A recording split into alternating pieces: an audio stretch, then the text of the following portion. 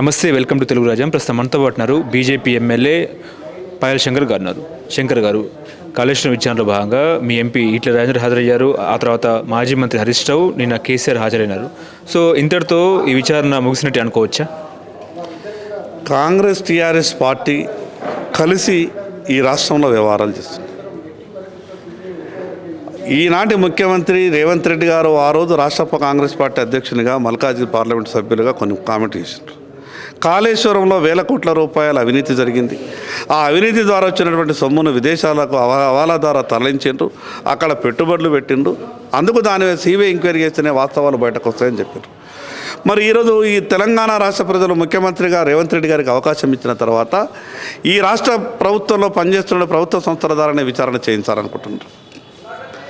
ఆ రకంగా విచారణ చేస్తే కాళేశ్వరంలో జరిగినటువంటి అవినీతి బయటకు వచ్చేటువంటి అవకాశాలు లేవు.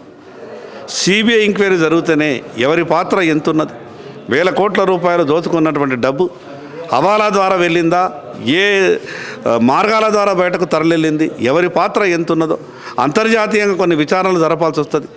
ఆ రకమైనటువంటి పరిస్థితుల సందర్భంలో వెంటనే ఈ తెలంగాణ రాష్ట్ర క్యాబినెట్ వెంటనే కాళేశ్వరం మీద సిబిఐ ఎంక్వైరీ చేయాలని తీర్మానం వెంటనే వాళ్ళు పాస్ చేయాలి. అంటే ఇందులో బీజేపీ కూడా మరొక అంటుకునే అవకాశం లేకపోలేదంటారా?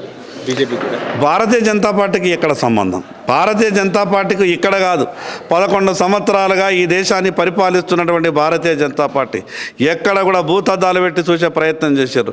జాతీయ అంతర్జాతీయ కుట్రలు చేసిన ప్రభుత్వం మీద ఎక్కడ కూడా మరక కాదు కదా, భూతద్దం పెట్టి చూసినా కూడా ఎక్కడ కూడా ఏ అంశం లేదు.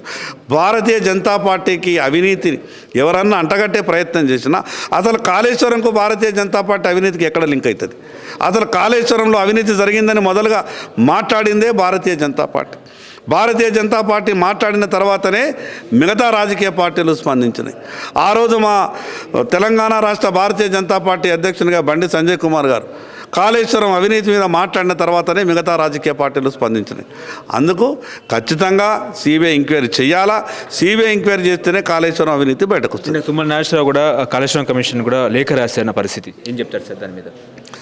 తుమ్మల నాగేశ్వరరావు గారు రాసిన లేఖ కావచ్చు, మిగతా ఇచ్చినటువంటి వాళ్ళ స్టేట్మెంట్లు కావచ్చు, ఇవన్నీ కూడా సరైన రీతిలో కంపారిజన్ కావాలనంటే సిబిఐ ఎంక్వైరీ ఏకైక మార్గం. రేవంత్ రెడ్డి చిట్చాట్లో ముఖ్యంగా తెలంగాణ రాష్ట్రానికి రావాల్సిన నిధులు అడ్డుకుంటున్నదే కిషన్ రెడ్డి కేసీఆర్ ఒకటి అన్నట్టు చిట్చాట్లో మాట్లాడారు. ఏం చెప్తారు దానికి?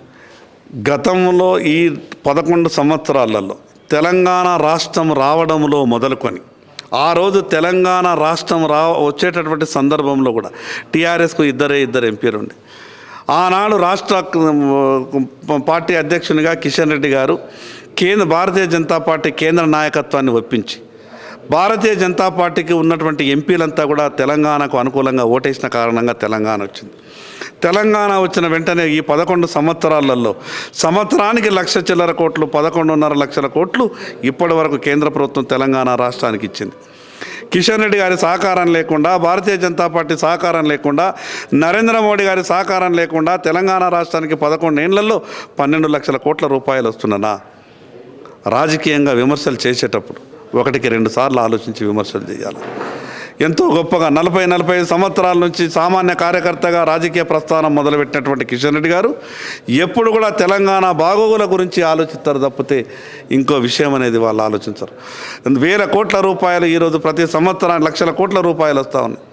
ఈ రాష్ట్రంలో జరుగుతున్న రహదారులు కావచ్చు, ఈ రాష్ట్రంలో జరుగుతున్న మిగతా అభివృద్ధి కార్యక్రమాలు కావచ్చు, కేంద్ర ప్రభుత్వం పూర్తిగా సహకరిస్తున్న కారణంగా జరుగుతున్నది. అందుకే విమర్శలు చేసేటప్పుడు వాస్తవాలు తెలుసుకుని మాట్లాడితే బాగుంటుంది. బీసీ నేతగా తెలంగాణ క్యాబినెట్ ఎక్స్పాన్షన్ ఎట్లా చూస్తారు సార్? ముఖ్యమంత్రి గారికి సర్వాధికారాలు ఉంటాయి. వారు ఎవరికి ఏ శాఖ ఇవ్వాలన్నా, మంత్రివర్గంలో ఎవరిని తీసుకోవాలన్నా అది ముఖ్యమంత్రికి ఉన్నటువంటి అధికారం కాబట్టి దాంట్లో మేము స్పందించేటటువంటి అవకాశం.